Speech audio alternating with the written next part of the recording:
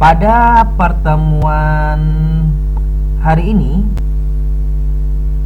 pada mata pelajaran Al-Quran Hadis, kita akan belajar bersama-sama hadis tentang puasa.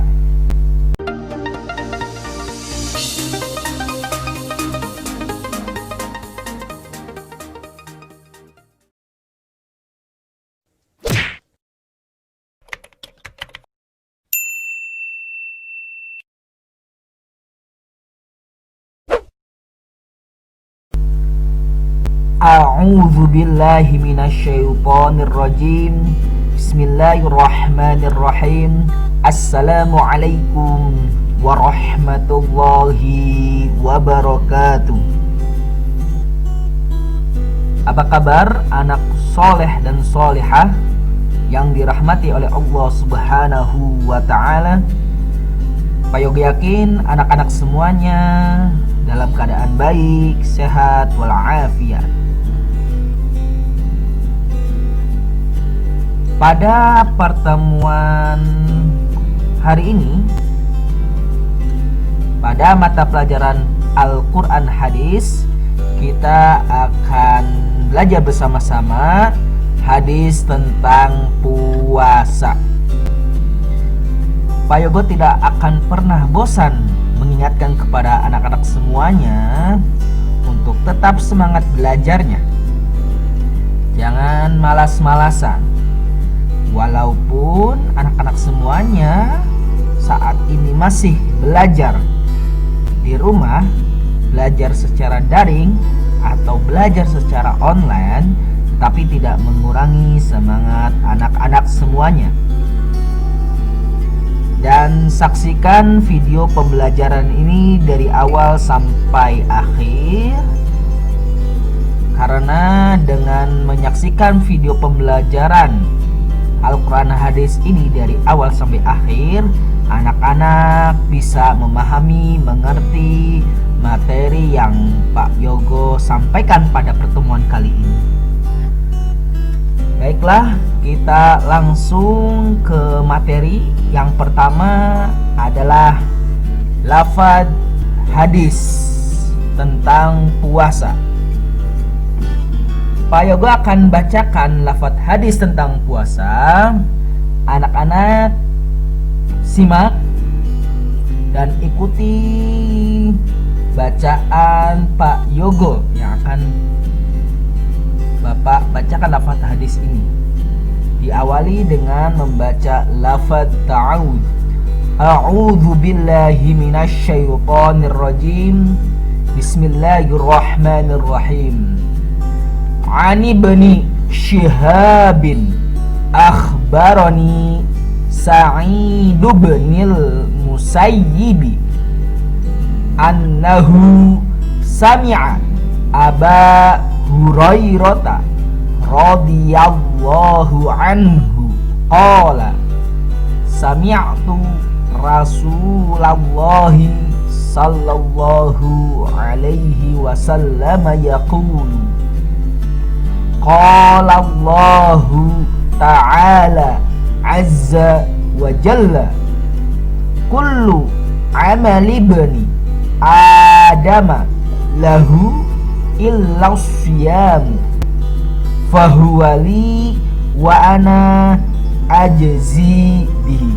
Rawahu Muslim. Itu adalah lafaz hadis tentang puasa. Selanjutnya, terjemahan hadis tentang puasa. Pak Yogo akan bacakan terjemahannya. Anak-anak membaca terjemahan hadis tentang puasa di rumah kalian masing-masing. Pak Yogo akan bacakan. Dari Ibnu Syihab mengabarkan, Sa'id ibnu Musayyab mengabarkan, sesungguhnya dia mendengarkan Abu Hurairah radhiyallahu anhu berkata, Rasulullah sallallahu alaihi wasallam mensabdakan firman Allah yang perkasa lagi maha agung. Setiap amalan manusia adalah untuknya kecuali puasa, sebab ia hanyalah untukku dan akulah yang akan memberikan ganjaran padanya secara langsung. Hadis riwayat Muslim. Dilihat dari terjemahan hadis tentang puasa ini, bahwasannya Rasulullah Shallallahu Alaihi Wasallam mensabdakan firman Allah Azza wa Jalla, yang artinya yang perkasa lagi maha agung. Jadi Rasulullah SAW bukan bersabda dari dirinya sendiri, akan tetapi Rasulullah SAW mensabdakan firman Allah. Jadi Allah Subhanahu wa Ta'ala memerintahkan kepada malaikat Jibril untuk menyampaikan wahyunya langsung kepada Nabi Muhammad. Kemudian Rasulullah SAW menerima wahyu dari malaikat Jibril. Kemudian Rasulullah SAW langsung mensabdakan kepada umatnya, setiap amalan manusia adalah untukku kecuali puasa. Kenapa? Setiap amalan manusia adalah untuknya kecuali puasa. Nah, Pak Guru akan jelaskan. Nah, Pak Yoga akan bacakan lagi terjemahannya. Setiap amalan manusia adalah untuknya kecuali puasa, sebab ia hanyalah untukku dan akulah yang akan memberikan ganjaran padanya secara langsung.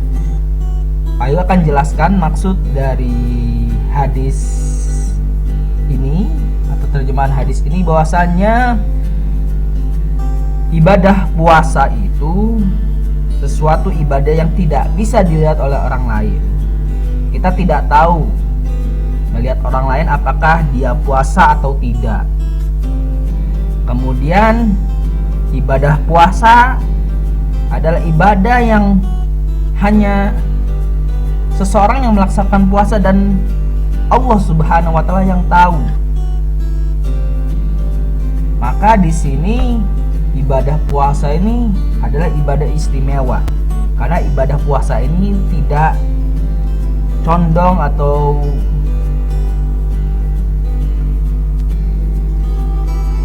menjerumus kepada hal-hal yang ria. Ibadah puasa itu sesuatu yang tidak bisa dilihat oleh orang lain, hanya hambanya dan Allah Subhanahu wa Ta'ala yang tahu. Maka di sini ada kalimat akulah yang akan memberikan ganjaran padanya secara langsung. Jadi ibadah puasa itu hanya orang yang melaksanakan puasa dan Allah yang tahu. Jadi anak-anak semuanya pasti tidak akan tahu, teman kita, orang lain, saudara kita, atau keluarga kita, apakah mereka itu melaksanakan puasa atau tidak, kecuali ditanya.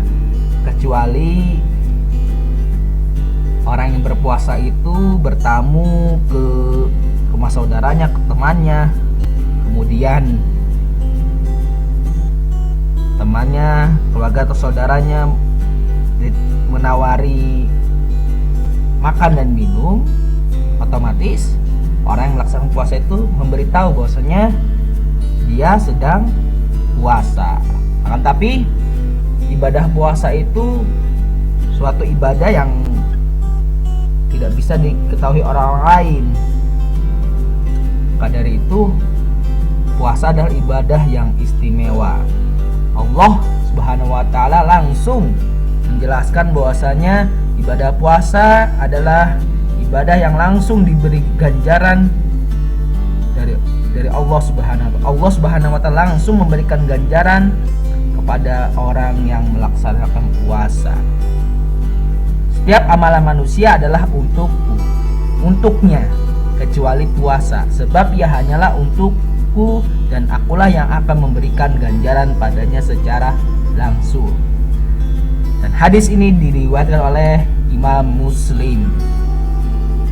Itu ada penjelasan dari terjemahan hadis tentang puasa. Kemudian kita lanjut ke penjelasan hadis tentang puasa, atau kandungan hadis tentang puasa. Yang pertama, tujuan kita berpuasa adalah agar kita bertakwa kepada Allah Subhanahu wa Ta'ala. Tujuan berpuasa semata-mata kita dapat melaksanakan perintah-perintah Allah dan menjauhi segala larangan-larangan Allah Subhanahu wa Ta'ala yang telah kita ketahui, yaitu syariat Islam. Apa yang kita laksanakan. Apa yang telah diperintahkan oleh Allah Subhanahu wa Ta'ala, laksanakan. Apabila Allah melarang, maka jauhilah. Kemudian tujuan kita berpuasa adalah agar kita memperoleh kesehatan jasmani dan rohani. Jelas bahwasanya dengan berpuasa kita melatih tubuh kita, badan kita dari hal-hal yang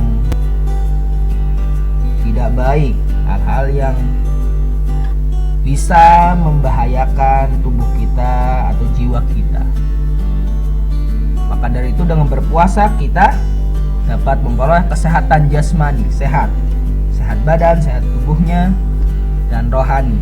Nah, ini rohani berarti sehat hatinya, sehat jiwanya. Yang ketiga, tujuan kita berpuasa adalah mendidik hawa nafsu dan sifat belas kasihan terhadap orang lain. Jadi ketika kita berpuasa dari hal-hal yang tidak baik, hal-hal yang tidak boleh. Berpuasa berbicara dari hal-hal yang tidak baik, berpuasa melihat sesuatu yang tidak baik, menghindari dari hal yang tidak baik. Tangan kita menghindari dari hal yang tidak baik, itu adalah wujud ibadah puasa kita. Mendidik hawa nafsu dan sifat belas kasihan terhadap orang lain. Maksudnya itu adalah melatih diri kita atau supaya kita merasakan apa yang dirasakan oleh orang fakir miskin. Dia jarang makan, apalagi dia kalau misalkan tidak makan, dia jarang makan dan tidak makan. Karena apa? Karena dia tidak mampu untuk membeli makanan. Dia harus berpuasa. Sifat belas kasihan.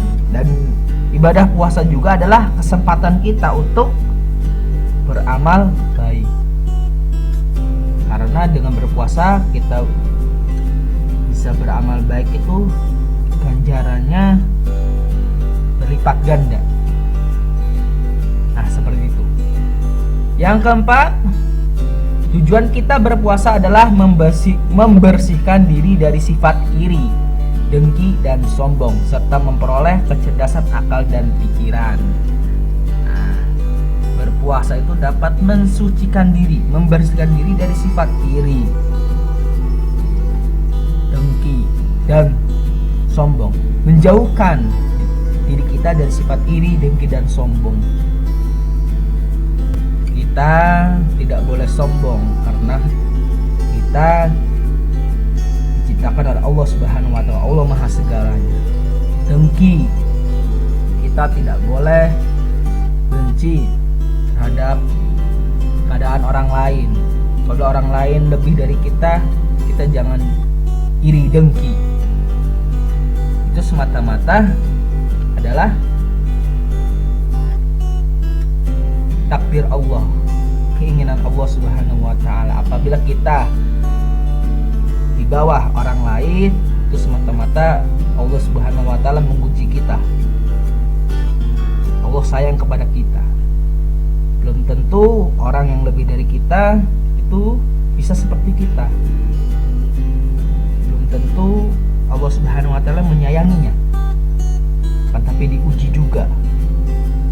Karena semuanya ini di dunia ini adalah titipan Allah Subhanahu wa taala. Jadi inti dari ibadah puasa ini adalah wujud kita mendekatkan diri kepada Allah Subhanahu wa taala, sehingga kalau kita dekat dengan Allah, Allah Subhanahu wa taala akan melindungi kita, akan menolong kita dari hal-hal yang tidak baik, dari mara bahaya dan musibah. Mudah-mudahan kita semua yang ada di sini termasuk hamba-hamba Allah yang bertakwa. Amin amin ya rabbal alamin. Selanjutnya, pengertian hadis qudsi. Nah, kenapa materinya ada materi hadis qudsi? Bahwasanya tadi hadis tentang puasa itu adalah hadis qudsi. Ada kalimat qala ta'ala, qala Allahu ta'ala azza wa jalla, qala Allahu azza wa jalla. Itu adalah hadis qudsi. Bahwasanya tadi Pak Yoga jelaskan bahwasanya di hadis tentang puasa itu Rasulullah mensabdakan firman Allah. Berarti itu perintah itu langsung dari Allah Subhanahu wa taala, bukan dari Rasulullah Shallallahu alaihi wasallam. Itu disebut dengan hadis qudsi. Nah, Pak Guru akan menjelaskan pengertian hadis qudsi secara bahasa atau secara istilah. Hadis qudsi adalah hadis yang diriwayatkan Rasulullah Shallallahu alaihi wasallam dari Allah Subhanahu wa taala dengan perantara malaikat Jibril melalui wahyu, ilham atau mimpi. Jadi hadis qudsi ini disampaikan oleh malaikat Jibril dari Allah Subhanahu wa taala kepada Nabi Muhammad Sallallahu alaihi wasallam melalui apa? Melalui wahyu. Nah, tadi Pak Yogo sudah jelaskan, melalui wahyu atau melalui ilham atau melalui mimpi. Jadi ada tiga jalur, melalui wahyu, ilham atau mimpi. Itu hadis qudsi atau pengertian hadis qudsi. Sekarang apa sih perbedaan Al-Quran dan hadis qudsi? Nah, Pak Yoga akan jelaskan. Yang pertama, Al-Quran itu sebagai mukjizat baik lafaz maupun artinya, sedangkan hadis qudsi bukan mukjizat. Itu perbedaan yang pertama. Yang kedua, Al-Quran itu sah dibaca dalam sholat, sedangkan hadis qudsi tidak sah dibaca dalam sholat. Kemudian perbedaan yang ketiga, Al-Quran, mengingkari Al-Quran itu dihukumi kafir, sedangkan hadis qudsi, mengingkari hadis qudsi dihukumi fasik. Perbedaan yang keempat,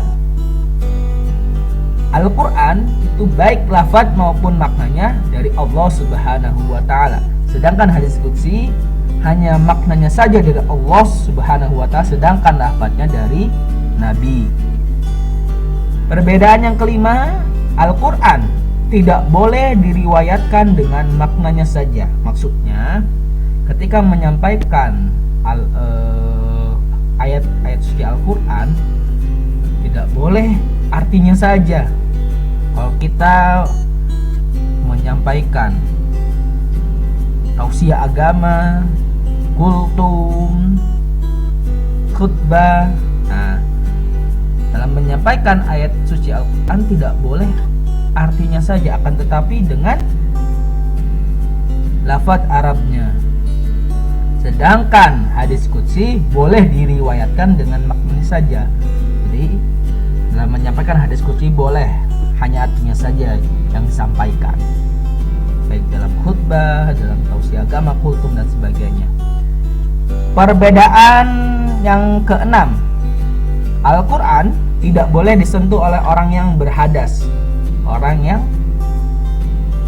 belum berwudu, maksudnya ya, berhadas itu yang kotor, yang tidak suci. Sedangkan hadis qudsi tidak ada syarat bersuci bagi orang yang menyentuhnya. Dan terakhir, perbedaan Al-Quran dan hadis qudsi. Al-Quran, membaca Al-Quran walaupun satu huruf maka dibalas 10 kebaikan. Sedangkan hadis qudsi sekedar membaca tidak berpahala. Nah itu, ini adalah 7 perbedaan antara Al-Quran dan hadis qudsi. Terima kasih atas perhatiannya kepada anak-anak semuanya yang soleh dan solehah dan dirahmati oleh Allah Subhanahu wa Ta'ala, yang sudah menyaksikan video pembelajaran mata pelajaran Al-Quran hadis ini dari awal sampai akhir. Apabila anak-anak yang ingin bertanya, silahkan bertanya di kolom komentar video ini. Atau bagi anak-anak semua yang ingin bertanya, silahkan langsung bertanya via WA Japri ke Pak Yogo. Sekali lagi terima kasih atas perhatiannya. Kurang lebihnya Pak Yogo mohon maaf. Usikum wa nafsi bittaqwallah. Wabillahi taufiq wal hidayah. Wassalamualaikum warahmatullahi wabarakatuh.